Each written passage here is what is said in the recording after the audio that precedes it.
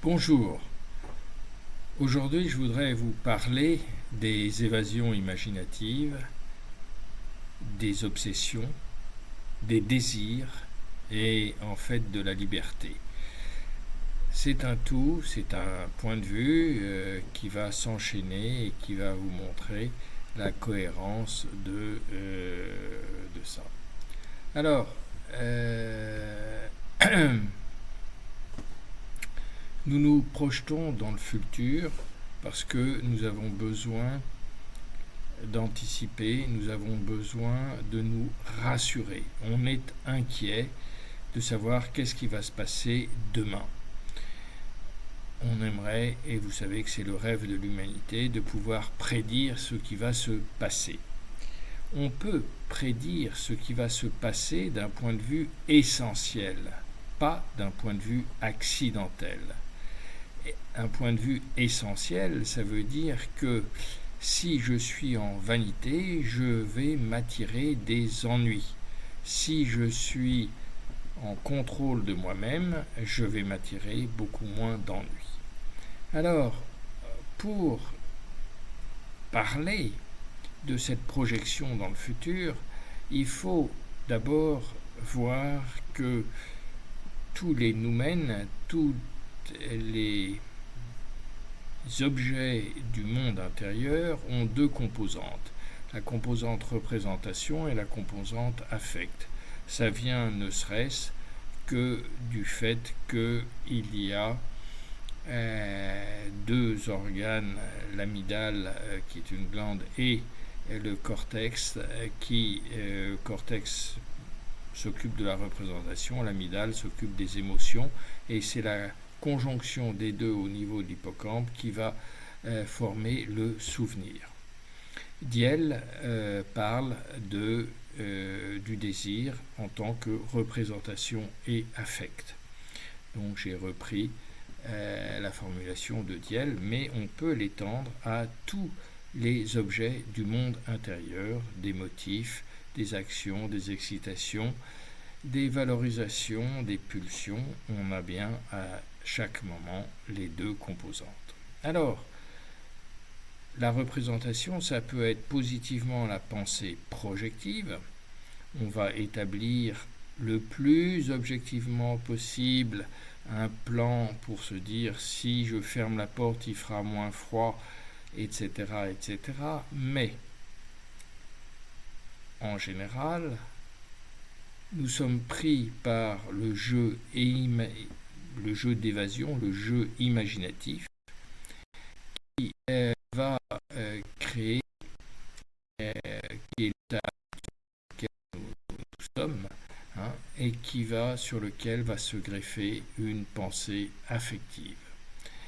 Et donc la représentation où vous avez positif, c'est la pensée projective, la pensée de façon négative, c'est l'évasion imaginative, et ça s'accompagne d'une promesse de satisfaction réelle ou bien d'une promesse de satisfaction vaniteuse.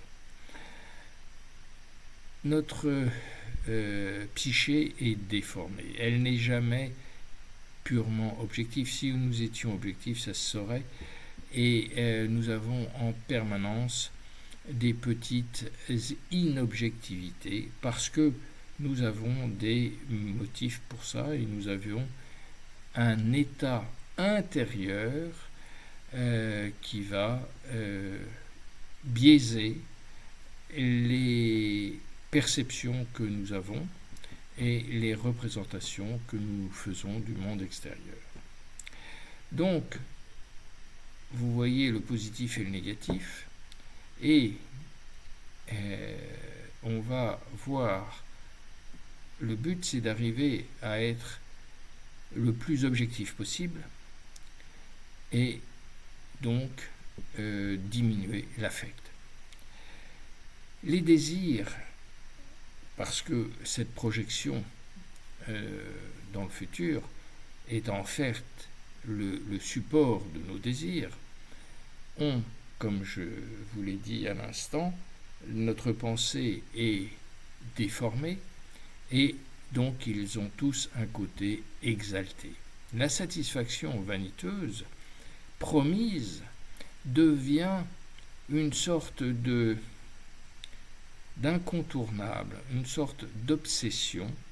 Je veux un nouveau téléphone et ça va s'incruster en moi et on va avoir l'impression que tant que je n'ai pas ce nouveau téléphone, je ne serai pas heureux. Parce qu'on confond, on confond la promesse de satisfaction réelle avec la promesse de satisfaction vaniteuse. C'est-à-dire, on pense que un désir accidentel, que le monde extérieur va nous procurer une satisfaction intérieure. Ça nous procure une satisfaction vaniteuse, une satisfaction temporaire, une satisfaction sur laquelle nous greffons immédiatement la vanité. Regarde, moi j'ai ça et les autres ne l'ont pas, ou moi j'ai la même chose que la personne la plus intelligente, donc entre guillemets je vais être la plus intelligente si j'ai cet objet, et ainsi on confond la véritable, si vous voulez, la véritable satisfaction avec le plaisir vaniteux. C'est un plaisir, la vanité, et c'est pour ça qu'on a du mal à s'en défaire, et que cette vanité devient obsédante, c'est-à-dire que tant qu'on n'en a pas pris des distances, eh bien, elle va nous obséder. Le contrôle de soi concerne donc cette obsession, et devant le désir essentiel, il n'y a aucun désir qui n'est obligatoire. Le désir essentiel, c'est ce qui nous permet d'être aux commandes de notre pensée, et cette commande de la pensée est le plus satisfaisant qu'il soit. Alors, pour revenir, et c'est pour ça que c'est important, on va utiliser le paradoxe, l'obsession, c'est en fait quelque chose d'indispensable. Or, est-il indispensable d'avoir un téléphone ? Non. On peut très bien vivre sans téléphone. Combien de gens n'ont pas de téléphone ? Je ne parle pas forcément en France, mais au niveau de la planète, il y a beaucoup de gens encore qui n'ont pas de téléphone et qui vivent très bien sans téléphone, peut-être même mieux sans téléphone. Alors, l'obsession, c'est quoi ? C'est le déséquilibre entre la représentation et l'affect. L'affect prend le pas sur la représentation et conduit à l'inobjectivité. Il me faut ce téléphone pour que je me sente bien. Vous voyez, l'erreur vient du fait qu'on associe à un objet extérieur, on associe un affect, une satisfaction vaine, parce que elle n'est pas durable. Supposons qu'on vous supprime cet objet ou que cet objet se casse, alors tout s'écroule. Donc on voit bien que le côté accidentel ne peut pas perdurer. L'objectivité vient de la primeur du désir essentiel. Devant tout autre désir, il n'y a qu'un désir essentiel, celui d'être en accord avec soi-même, qui aura beaucoup de conséquences sur je veux avoir un téléphone, mais si j'en ai pas, ce n'est pas grave, je peux attendre.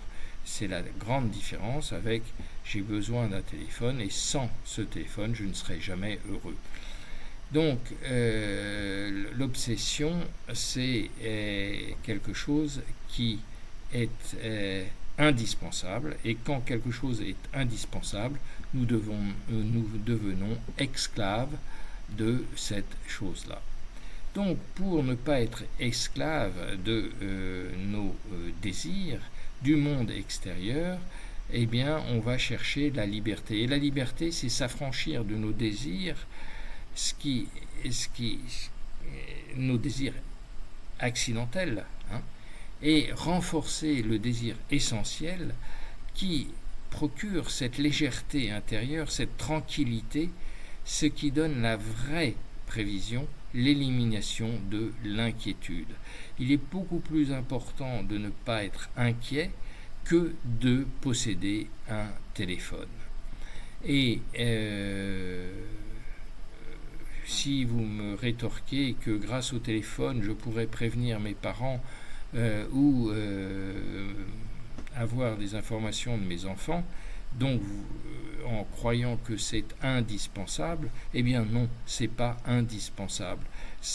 On peut s'organiser autrement. L'homme est là pour être inventif, il est là pour créer, et il crée quoi? Il crée sa liberté par la compréhension du contrôle qu'il a sur ses désirs et sur son monde intérieur. Voilà, j'espère que ça peut vous aider à vous détacher de certains désirs extérieurs matériels obsédants où pour faire comme tout le monde, on se croit obligé d'avoir les mêmes choses. Pour bien comprendre ce que je propose à l'école des hautes études en psychologie mathématique, n'hésitez pas à regarder les autres vidéos. Je continue régulièrement à en produire pour vous permettre de garder ce contact avec le désir essentiel et vous aider à revenir à une paix intérieure. Voilà. Vous avez également les livres de Diel, les livres de Janine Solotareff et mes livres qui commencent à faire une base de 35 livres, donc suffisamment, je pense, pour pouvoir vous permettre de comprendre, de développer, de creuser sur ce sujet. Merci, à bientôt.